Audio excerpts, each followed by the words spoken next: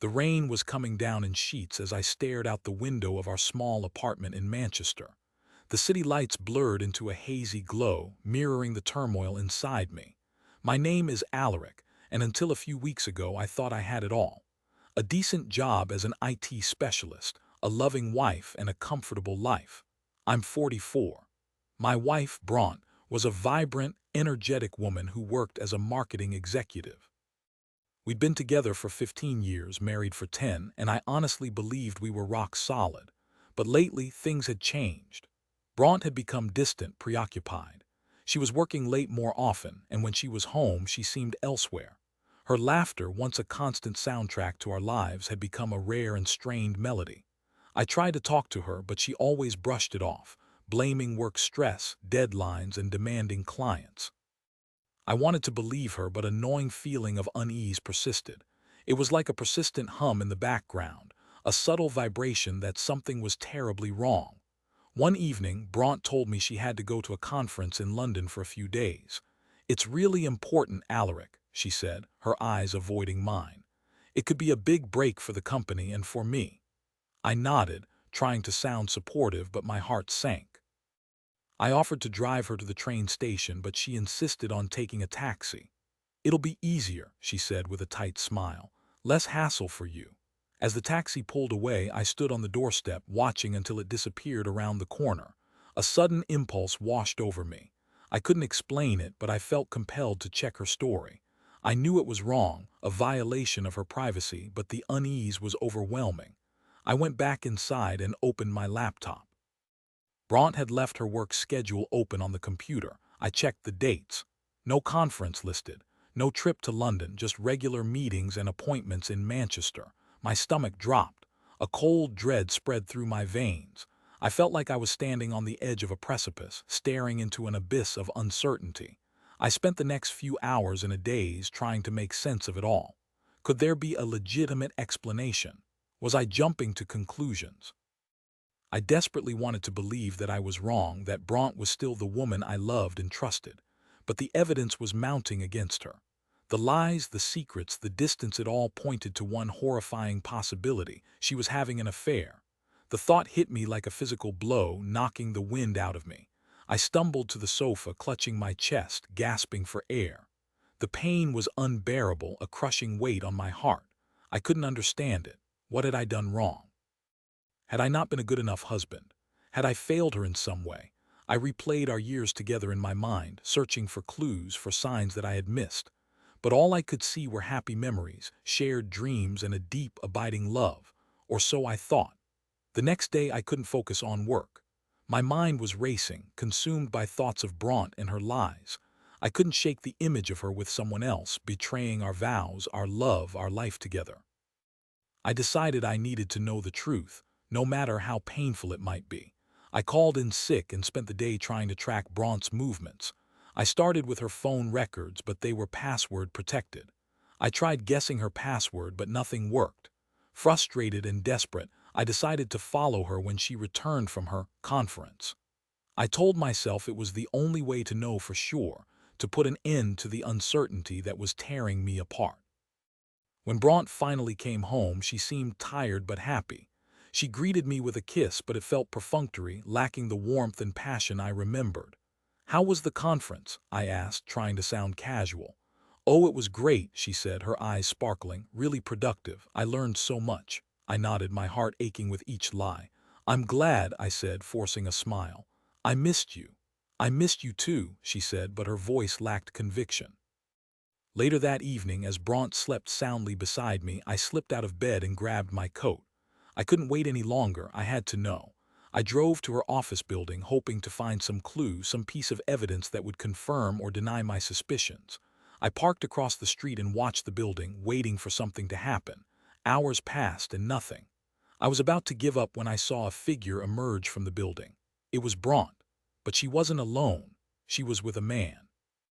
They were laughing, holding hands, and looking at each other with an intimacy that made my blood run cold. I recognized the man. It was Caius, one of Bronte's colleagues, a slick, arrogant executive who had always made me feel uneasy. I watched in stunned silence as they walked down the street, their bodies closed, their voices hushed. They stopped in front of a small Italian restaurant and went inside. I sat in my car, paralyzed with shock and disbelief. The truth was staring me in the face, and it was more devastating than I could have ever imagined. Bronte was having an affair with Caius. The woman I loved, the woman I had shared my life with, was betraying me in the most profound way possible. Rage and heartbreak surged through me, threatening to consume me. I wanted to confront them, to scream at them, to tear them apart. But I knew that wouldn't solve anything. It would only make things worse. I needed to think, to plan, to figure out how to deal with this devastating betrayal. I drove home in a daze, my mind reeling.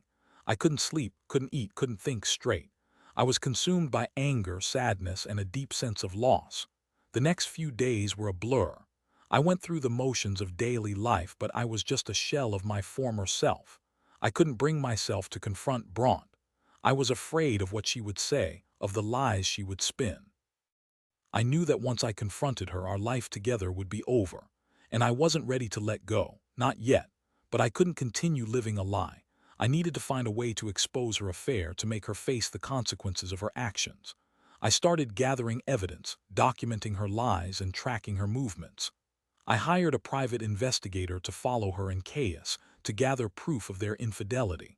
I knew it was a drastic step, but I felt like I had no other choice.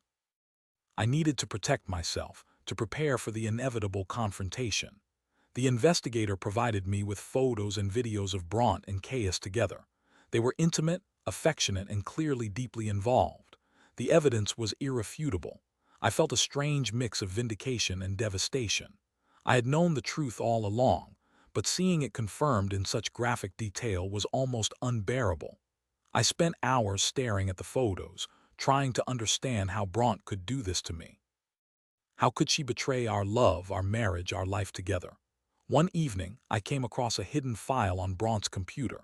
It was a series of emails between her and Caius, detailing their affair. They were planning to leave their spouses and start a new life together. They had even discussed selling our apartment and moving to another country. The betrayal was even deeper than I had imagined. Bronte wasn't just having an affair.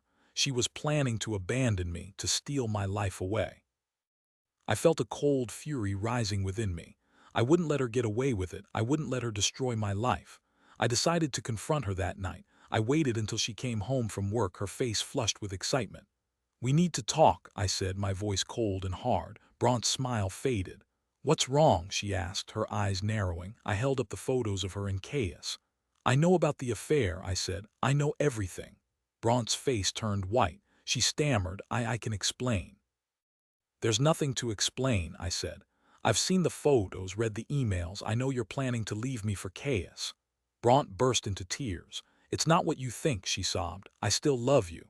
"Don't lie to me," I said, my voice rising. "You've been lying to me for months. You've betrayed my trust, broken my heart. I don't know who you are anymore." Bronte continued to cry, begging for forgiveness, promising to end the affair.